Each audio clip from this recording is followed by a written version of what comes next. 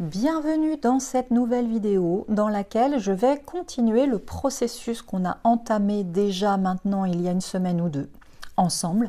J'avais annoncé sur mes petites vidéos un processus en 3 étapes. Finalement aujourd'hui on va faire une 4e étape. Mais de toute façon, même si je vous parle de ce processus, ce qu'on va voir aujourd'hui peut vous servir dans toutes sortes de travail avec le tarot. On va travailler avec la numérologie, la soustraction. Donc je vous explique tout ça. Si vous n'avez pas regardé les vidéos précédentes, je vous invite à les regarder avant. Ça sera sûrement plus intéressant pour vous pour comprendre ce qu'on va faire. Voilà. Après, si vous ne les avez pas vues, ce qu'on va voir dans cette vidéo-là va vous amener une nouvelle manière d'utiliser encore une fois votre tarot, si vous ne connaissez pas cette approche numérologique.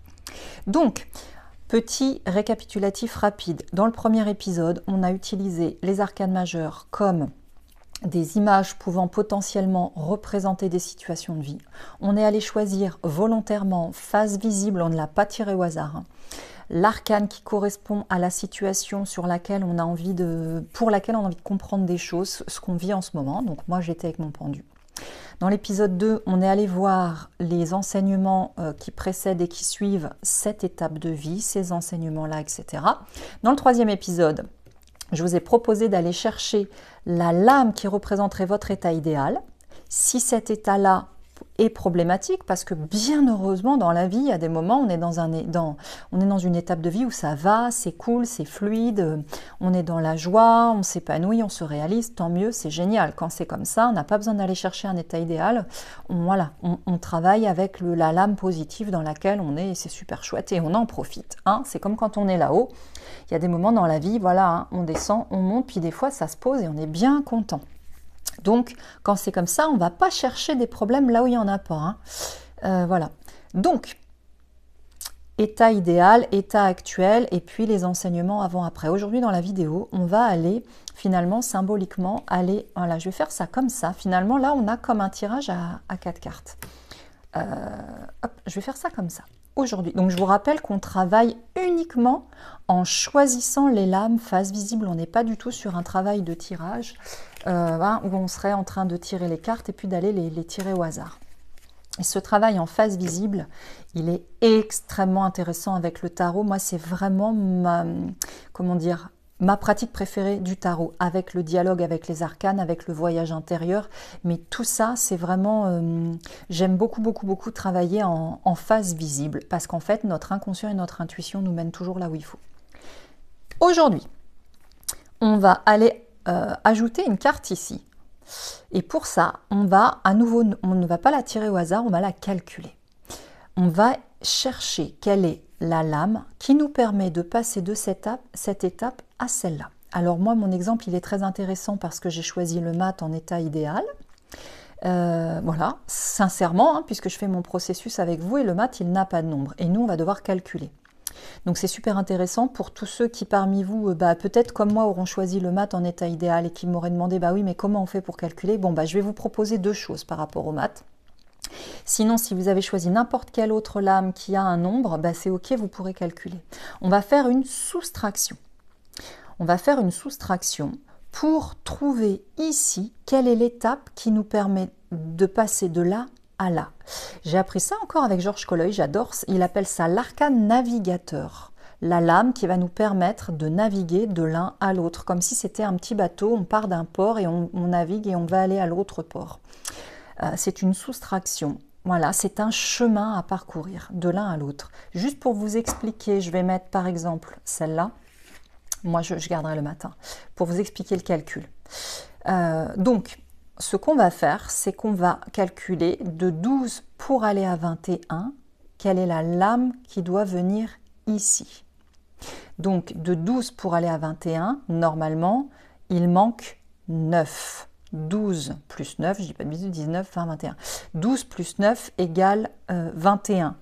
Donc, vous faites 21 moins 12 et vous avez cette lame, ou 12 plus quelque chose égale ça. Hein, c'est pour ça qu'on fait une soustraction. Donc là, si c'était mon cas, j'irais mettre l'ermite. Vous avez compris? Donc, 12 plus 9 égale 21, donc 21 moins 12 égale la lame qu'on met là. Si, je vais faire comme ça, si vous vous retrouvez avec une lame qui a un nombre plus petit, on s'en fiche. on fait quand même une soustraction. Donc on fait 12 moins 9 égale 9, 10, 11, 12, 3. Moi je compte sur mes doigts. Donc j'aurai l'impératrice ici. Je le fais vraiment pour les personnes qui ne sont pas des matheux et que dès qu'on utilise des nombres, ça les perd. Peu importe dans quel sens on fait la soustraction, le chemin qu'il y a entre le pendu et l'ermite, entre l'ermite et le pendu, c'est le 3. 9 plus 3 égale 12.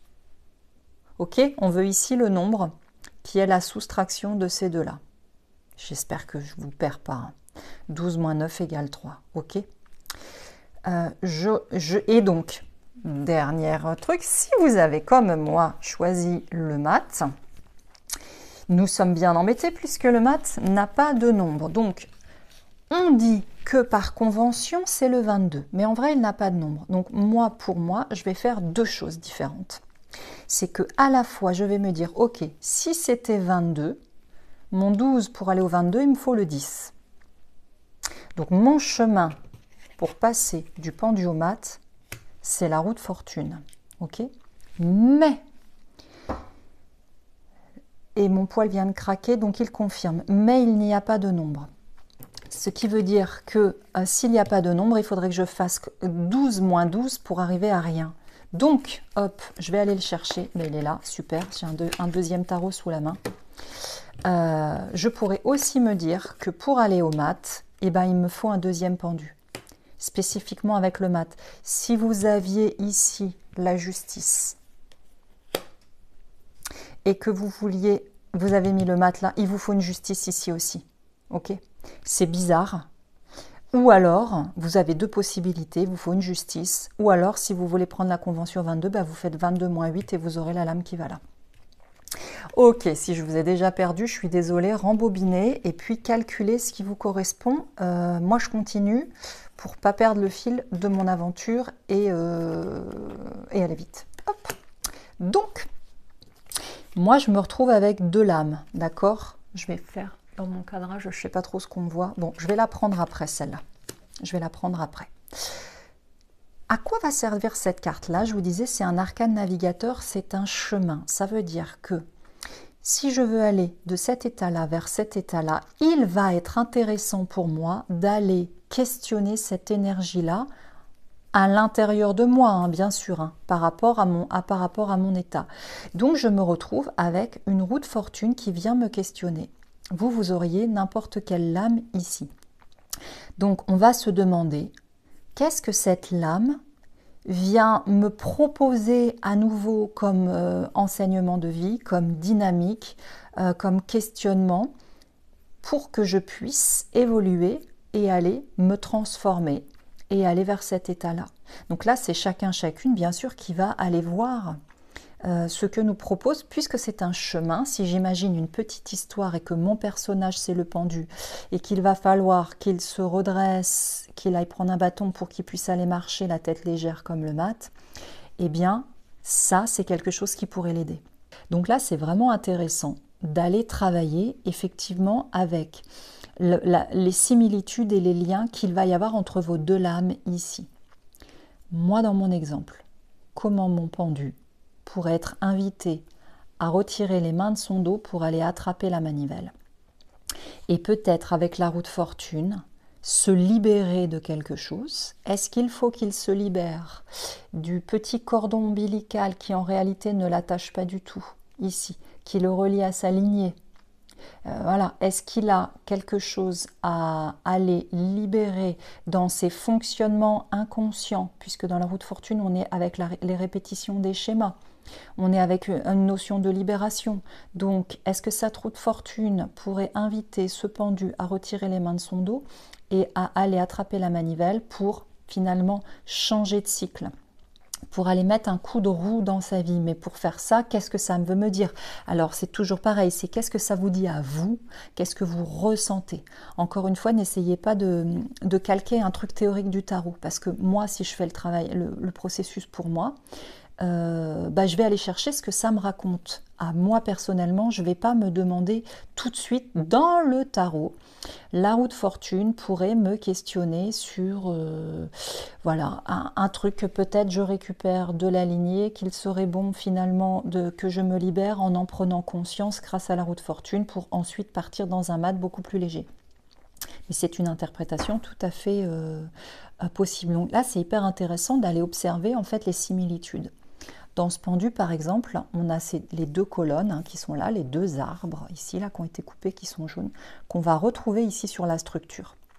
C'est hyper intéressant de voir autant là, c'est végétal, c'est brut, hein, c'est comme l'énergie des bâtons. Là, on est vraiment avec l'énergie des bâtons dans le tarot. Autant là, ces bâtons, ils sont devenus...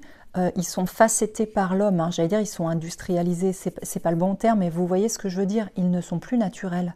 C'est un système. Ici, on est dans un système. Là, on est dans quelque chose de plus brut, de plus naturel. C'est intéressant de voir qu'on les retrouve de la même couleur, jaune, couleur de conscience. Donc, est-ce qu'il y aurait quelque chose qui est ici encore un peu brut ? Avec voilà, ces histoires qui peuvent être soit des petites flamèches, soit des blessures, hein, il y a plein de manières d'interpréter ça. Ce qui va être important, c'est moi, comment je vais le comprendre. Comment je vais comprendre peut-être ces blessures ici, ces choses qui ont été tranchées. Et comment ici, finalement, ça devient le support de la structure. Et ce qui est intéressant, c'est d'observer aussi entre les deux lames, par exemple, que ce petit personnage-là, bah, finalement, il a l'outil dont il a besoin aussi pour aller couper là. En revanche, s'il va couper trop vite, lui, il va tomber sur la tête s'il n'a pas fait son retournement. Et pour faire un retournement, bah, une roue, c'est super intéressant parce qu'en attrapant la manivelle, ça va permettre de faire un retournement. Donc est-ce que cette roue de fortune pourrait finalement permettre au pendu de se retourner pour pouvoir ensuite naître au mat? C'est voilà, c'est passionnant ce tarot à chaque fois quand on observe les lames les unes avec les autres. Donc moi, mon job va être d'aller voir comment je pense que ces propositions de la roue de fortune peuvent m'aider à transformer mon pendu en mat. Mais, je le répète, avec ce travail de la boussole, l'essentiel n'est pas là. L'essentiel, c'est vraiment d'aller accepter, d'aller intégrer les enseignements de cette lame-là, parce que sinon, justement, c'est un très bon exemple. Si je veux couper le petit lien qui est là-haut trop vite avec la petite épée du sphinx ici, je vais tomber sur la tête, je vais me blesser, je vais chuter, je vais me faire mal en fait.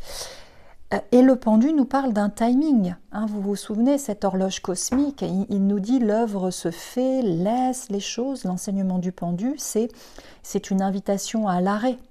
C'est une invitation à méditer. C'est les moments de vie où on est arrêté de toute manière. Donc, où on est suspendu, où on a besoin de suspendre les choses. Et quand c'est suspendu, c'est pas encore comme l'arcane 13 où là on fauche vraiment complètement. Ici, on suspend. C'est comme quand on met pause sur le film, on peut remettre play. Là, c'est carrément, je change la cassette vidéo hein, de nos VHS de l'époque. Donc là, c'est temps suspend ton vol. Donc s'il est suspendu et que moi je veux aller trop vite à couper ça, ça va pas le faire du tout. Ça va être une chute et un échec et ça va être un pendu mal vécu. Donc, comment effectivement donner un tour de roue pour peut-être inviter ce pendu à se retourner, je ne sais pas exactement comment, pour ensuite aller vers ce mat.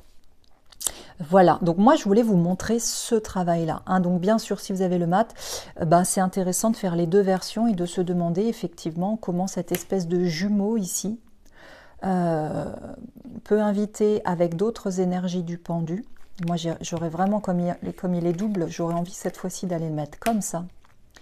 Et d'aller se demander comment l'énergie du pendu permet à ce pendu de se retourner. Donc, effectivement, dans les commentaires, on me proposait de danser, de mettre de la musique celtique, etc. Mais oui, là, si on coupe, il se fait pas mal. Soit il retombe sur ses pieds, soit il s'envole. Moi, je le vois beaucoup comme un ballon de baudruche dans ce sens-là, pour qu'il puisse s'envoler. Donc, finalement... Là, moi, je me dirais, c'est un pendu qui dit à ce pendu-là, aie confiance dans le processus, prends ton temps, il dirait encore une fois, prends ton temps, il n'y a pas besoin de forcer, puisque ici c'est les passages en force qui ont amené cet état difficile. Il n'y a pas besoin de forcer, laisse faire, apprends à laisser faire, apprends à lâcher la volonté, apprends à ton ego à, tant pis, à laisser tomber tout ce qu'il voulait, voilà, pour pouvoir se libérer et aller dans un mat beaucoup plus léger, créatif, qui va peut-être se créer un nouveau chemin. Donc là, je vous parle un petit peu de mon processus, mais pour vous, c'est la même chose. Donc, si je retire ça et que je mettais n'importe quelle autre lame pour... hop, non, lui, on ne va pas le remettre. Pour vous donner un exemple pour vous. Ah oui, je voulais vous donner un exemple quand c'est une soustraction, parce que je pense qu'il y en a qui vont être embêtés avec ça. Donc, par exemple, moi, j'aurais une autre possibilité, ça serait de mettre le chariot là. Parce que ça, je me suis dit, tiens, ce mat, mais il faudrait peut-être qu'il ait une direction. Et je me dis, quand c'est le chariot, pourquoi pas, je repars, le mouvement se refait, etc. Mais j'ai l'impression qu'il y a une notion de direction qui me rassure aussi dans le chariot. Ok, si c'était ça, mon état idéal, et que j'étais avec mon pendu actuel, là, calculer, qu'est-ce que je dois mettre comme lame pour aller du pendu vers le chariot. Donc, je dois faire 12 moins 7. Donc 12 moins 7, a priori, si je dis pas de bêtises, ça fait 5. Hop, plouf. Donc, j'espère que je vous perds pas, j'essaye d'aller un peu vite pour pas vous faire une vidéo trop longue. Donc, si mon état idéal était le chariot, je me retrouve avec un pape en arcane navigateur de l'un à l'autre. Et là, vous allez me dire, oui, mais du coup, ça marche pas ton histoire, parce que le 5 est plus petit que le 12. Pour aller au 7, c'est trop bizarre. Oui, c'est trop bizarre, mais du coup, ce qui nous intéresse à chaque fois, c'est ce qui fait sens. Et là, moi, ce qui ferait sens dans ce cas-là, c'est de me dire, qu'est-ce que de l'énergie du pape, je peux retrancher du pendu pour aller vers le 7, puisque finalement, c'est 12 moins 5 égale 7. Et bien dans la symbolique, ça pourrait me dire comment un pendu moins un pape peut donner un chariot. Vous voyez ce que je veux dire? Et là, ça devient hyper intéressant, parce que dans ce cas-là, mon pendu pourrait peut-être avoir besoin de se libérer, se libérer dans le sens de retrancher, de faire une soustraction, de se libérer de toutes les choses problématiques que je pourrais vivre dans le pape. Donc évidemment, il peut y avoir de la relation au père. Évidemment, moi j'y vois tout de suite les croyances limitantes, les dogmes, puisque le pape en mal vécu peut être un arcane très dogmatique, très moralisateur. C'est bien, c'est pas bien. Là, je parle dans l'aspect mal vécu. Je sais que voilà, souvent on aime beaucoup le pape, mais il y a aussi du difficile dans le pape.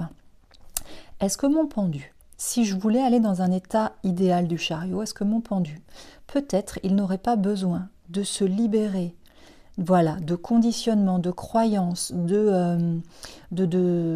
j'étais en train de dire de conditionnement, c'est-à-dire que moi, typiquement, je me dirais, ok, tout ce que j'ai construit dans mon enfance, à vouloir être la petite fille parfaite, qui a des bonnes notes à l'école, qui dit à son père, tu vois comme je suis sage, tu vois comme je fais bien les choses, je voulais être la bonne personne, je ne voulais être que la moitié de moi-même, que la version lumineuse, gentille, sage, etc.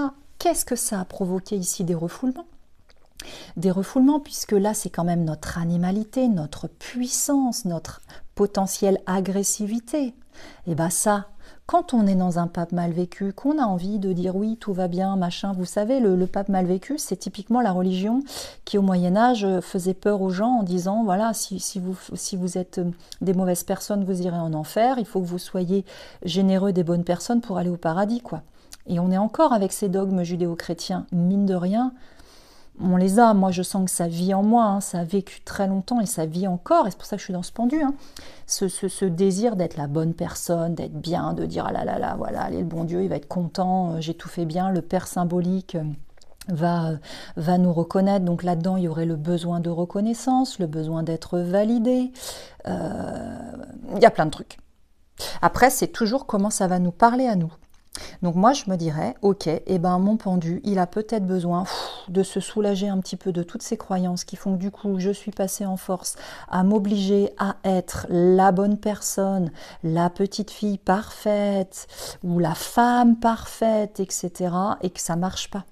Ça marche pas, on le sait quand on est sur ces chemins-là, ça marche pas, on ne peut pas être que la moitié de nous-mêmes. On a besoin de réintégrer. Ici, par exemple, moi j'ai besoin de réintégrer ma capacité à me défendre. Si je n'ai pas le droit d'être agressive, je n'ai pas le droit de me défendre. Ce qui amène ensuite beaucoup de difficultés dans la force, dans les expériences de vie, mais je ne développe pas ça. Donc je voulais vous donner cet exemple-là, au cas où pour vous, vous ayez ce cas-là, c'est-à-dire votre arcane ici a un chiffre plus grand que celui-là. Et bien c'est intéressant parce que du coup on va pouvoir se demander peut-être qu'effectivement c'est vraiment une soustraction. Peut-être il y a des choses on a peut-être besoin d'aller se libérer de certaines dynamiques. Pour autant, ça va peut-être être aussi intéressant de l'observer de manière positive, c'est-à-dire que peut-être que mon pape, si je voulais aller dans cet état désiré de chariot, il viendrait me bénir. Peut-être que j'aurais besoin d'aller dire à mon pendu, moi avec moi, après, c'est toujours chouette quand il y a des personnes autour de nous qui peuvent le faire pour nous parce qu'on est des êtres de relation, on a besoin aussi de le vivre avec l'extérieur. Peut-être qu'il serait intéressant pour moi que j'aille, vous savez, le pape, c'est la parole bienveillante. Hein. Bienveillante, c'est-à-dire dire le bien. Peut-être que j'ai besoin d'être bienveillante avec moi-même, plutôt que d'être difficile comme ça, là, à passer en force. Peut-être que j'ai besoin de me dire à moi-même, Caroline, je suis fière de toi, je te reconnais, tu existes pour moi. Ce qui est le rôle du pape, c'est-à-dire le Père qui va venir nous donner notre existence, qui va venir nous bénir, qui va venir... vous voyez toute cette énergie que vous connaissez, cette belle énergie du pape. Donc peut-être qu'il me dit, mais regarde, écoute ton cœur. Voilà, j'adore, j'ai eu des commentaires il n'y a pas longtemps sur le défi du pape, et puis il y a une personne je posais plein de questions, et puis qui a marqué en réponse à je ne sais plus quelle question, ça peut être un panneau indicateur. J'adore cette idée, une direction, un panneau qui donne la direction, c'est la direction du cœur en fait, il nous donne, donc il pourrait dire à ce chariot, regarde, ta direction à suivre, c'est le cœur. Cherche pas à suivre des directions qui vont être une bonne morale, que pour être une bonne personne, il faut faire ceci ou cela, parce que voilà, c'est pas une bonne idée de faire ça. Donc bref, fin de la parenthèse. Voilà, mais c'est pour vous dire qu'on peut, on peut aller voir ce qu'on pourrait retirer, mais aussi ce qu'on pourrait s'offrir à travers cette lame-là pour pouvoir aller là. Donc peut-être que le pendu, il a besoin de reconnaissance sincère, sur la personne qu'il est sincèrement, pas un besoin de reconnaissance superficielle, extérieure. Alors extérieur oui, mais dans le sens faire des bonnes actions pour qu'on nous dise qu'on est une bonne personne. Hein. Comme moi je me disais, si j'ai des bonnes notes à l'école, je serai une bonne personne. Voilà, c'est bon, pioup, c'est plié. Voilà, moi j'ai réglé mon contrat comme ça quand j'étais enfant. Je me suis dit, voilà, si j'ai des bonnes notes à l'école, je serai une bonne personne. Ça marche pas, mais c'est pas grave, on est nombreux à faire ça quand même, quoi. Donc, peut-être que ce pape, il vient dire à ce pendu, mais non, mais quoi que tu fasses, peu importe, ta valeur ne réside pas dans tes actions. De toute façon, regarde, tes mains sont dans le dos, tu ne peux pas agir. Donc, si tu ne peux pas agir, est-ce que ça veut dire que tu n'as plus de valeur parce que tu ne fais plus rien? Mais non, bien sûr que non. Tu existes et tu as une valeur. Voilà. Bon, là, je vous donne un petit exemple comme ça, mais pour vous, vous ferez ce travail-là avec la lame que vous avez au centre. Voilà. Bon, j'espère que c'est pas trop compliqué ce que je vous raconte là. Hop. Et du coup, quand on fait ça, ouais, je vais le laisser comme ça, bah, finalement, on se retrouve avec une sorte de tirage à 4 cartes. Allez, je reste avec ça. On se retrouve avec une sorte de tirage à 4 cartes où on aurait passé, présent, c'est-à-dire les racines de ma problématique, qu'on a été chercher juste avant, hein, on ne l'a pas tiré au hasard, mais on pourrait associer ça à passé, présent, peut-être futur, et comment j'y vais. Donc, quelle est l'origine de ma problématique, quelle est ma problématique, quel est mon idéal, où est-ce que j'ai envie d'aller, et comment m'y prendre, eh ben, je passe par ça.